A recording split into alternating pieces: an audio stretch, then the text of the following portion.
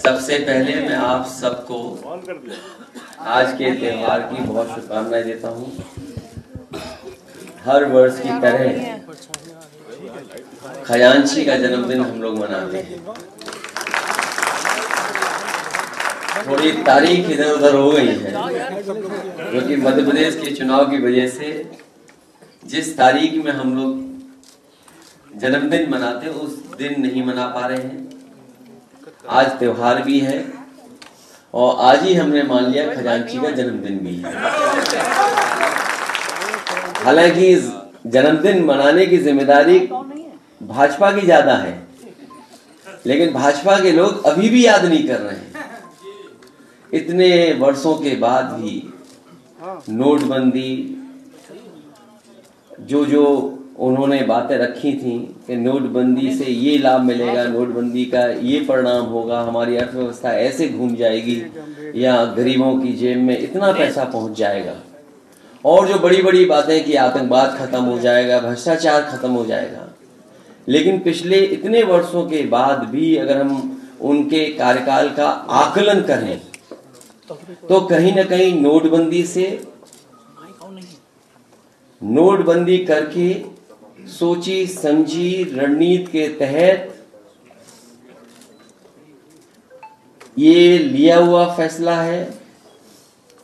क्योंकि जो आंकड़े बताते हैं और समय समय पे जो चीजें सामने आती हैं, लगभग 15 लाख करोड़ रुपए कॉरपोरेट लॉस, कॉरपोरेट फ्रॉड की वजह से जो नुकसान हुआ था नोटबंदी के माध्यम से, मुझे लगता है कि उसकी भरपाई की गई है।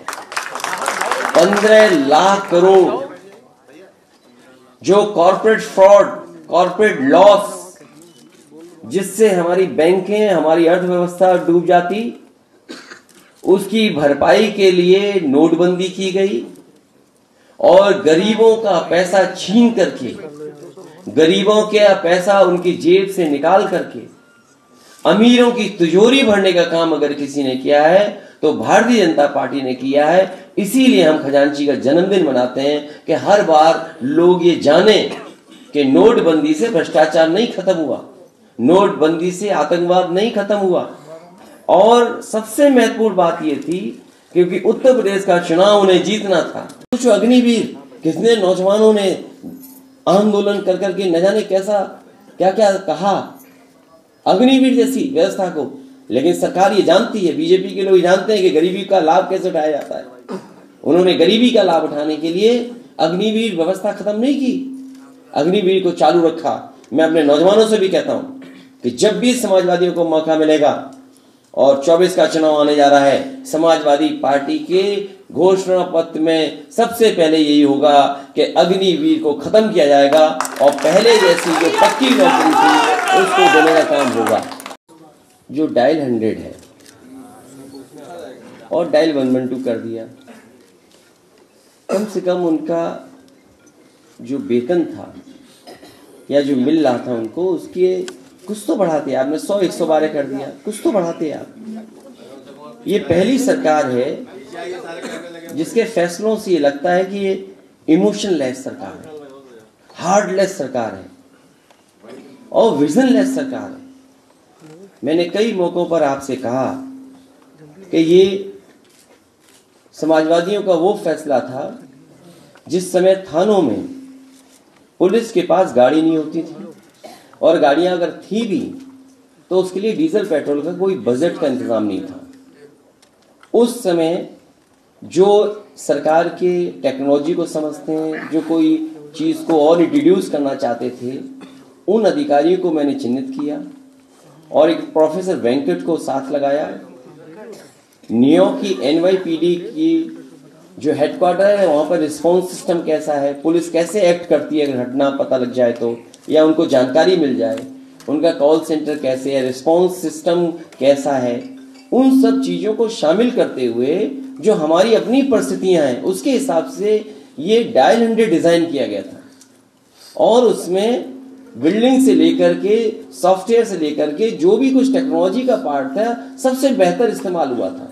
और मैं बधाई देता हूं उस समय के अधिकारियों को जिन्होंने सहयोग किया था, और खासकर प्रोफेसर वेंकट को मैं धन्यवाद दूंगा जो यहाँ की पुलिस से बातचीत करके और जो न्यूयॉर्क पुलिस डिपार्टमेंट है उसके जो तरीके हैं काम करने के, और उसके बाद ह्यूस्टन गए, उसके बाद सिंगापुर का उन्होंने पुलिस का रिस्पांस सिस्टम देखा, उसके बाद यूपी को डिजाइन कर करके उन्होंने दिया।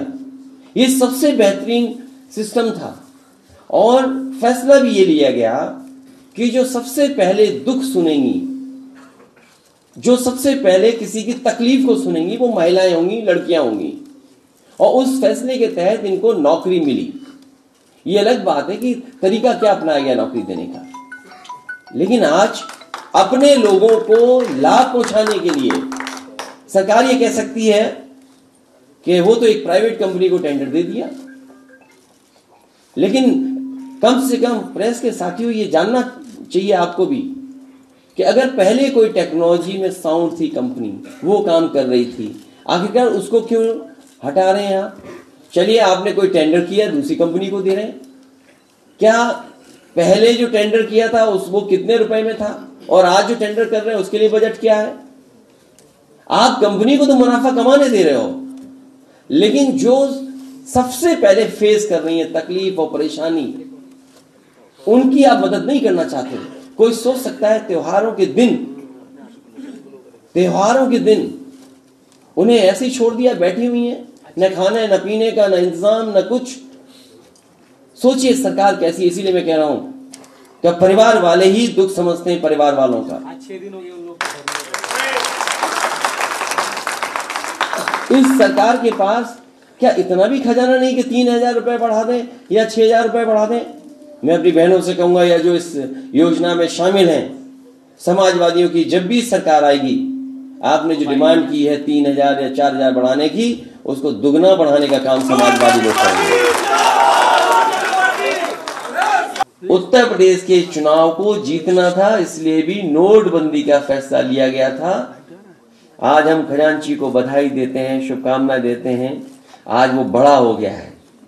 जब हम लोग पहली बार मिले थे, मैं पहली बार जब उससे मिला था तो उसे बोलना भी नहीं आता था। आज वो पढ़ने लगा है। जब मैं पहली बार मिला था उसका पहनावा ऐसा नहीं था, लेकिन आज पहनावा भी बदल गया है। ये अगर किसी ने ख्याल रखा है उसके बुरे दिन में, उसके तकलीफों के दिन में, परेशानी के दिनों में, अगर कोई उनके साथ खड़ा रहा है तो समाजवादी पार्टी और समाजवादी लोग खड़े रहे उसके साथ। ये जो आंकड़े आते हैं कि हमारा कैश ट्रांजैक्शन मार्केट में कम होगा, लेकिन जो आंकड़े बता रहे हैं वो 33 लाख करोड़ रुपया अभी मार्केट में है जो कैश ट्रांजैक्शन चल रहा है। तो उसका असर देखिए आप। बीजेपी हो सकता है कह दे कि अर्थव्यवस्था बेहतर हो गई, लेकिन जो उन्होंने सपना दिखाया था डिजिटल ट्रांजैक्शन का, आज लोग वो आंकड़े कुछ भी बोले, लेकिन अगर 33 लाख आंकड़े का ये जो कैश ट्रांजैक्शन चल रहा है तो इसका मतलब ये है कि लोग लेन देन कैश में ज्यादा कर रहे हैं। और ज्यादातर जहां 18% जीएसटी है वहां तो जरूर लेन देन कैश से ही हो रहा है। जमीनों का खरीदारी भी कैश से ही हो रही है आजकल, और उसका उदाहरण है अयोध्या। उदाहरण है, आज भी बीजेपी से पूछिए कि किन किन लोगों की रजिस्ट्रियां हुई हैं, वो बताने के लिए तैयार नहीं है, क्योंकि सबसे ज्यादा रजिस्ट्रियां अगर किसी ने की हैं तो बीजेपी के लोगों ने कराई। वो आपको समय याद होगा जिस समय आपने हमने किस तरह की लूट भ्रष्टाचार देखा था कि कुछ ही मिनटों में, कुछ ही समय में रजिस्ट्री इधर से उधर हो गई और कितना मुनाफा किसी ने कमा लिया। आज के दिन जब नोटबंदी के दिनों को हम याद कर रहे हैं, खजांची को बधाई दे रहे हैं, हम वो दिन भी नहीं भूले हैं जिस दिन न जाने कितना पैसा किसी के घर में निकला था और कहा यह गया था कि समाजवादियों का है। तो इसलिए मैं बीजेपी से कहूंगा कम से कम जो पैसा हमारा बताया था हम समाजवादियों को वापस कर दो, हमें बहुत जरूरत है। वो कानपुर में इत्र व्यापारी के घर पर, अरे पत्रकार साथियों इसमें तो आप मदद करो, क्योंकि खबर आप ही ने चलाई थी कि ये समाजवादियों का पैसा है। तो हम आपसे भी निवेदन अपील करेंगे आज के दिन, शुभ दिन के दिन, कि बीजेपी वालों से कम से कम वो पैसा तो वापस दिलवाओ। हम समाजवादियों को बड़ी जरूरत है उसकी अभी।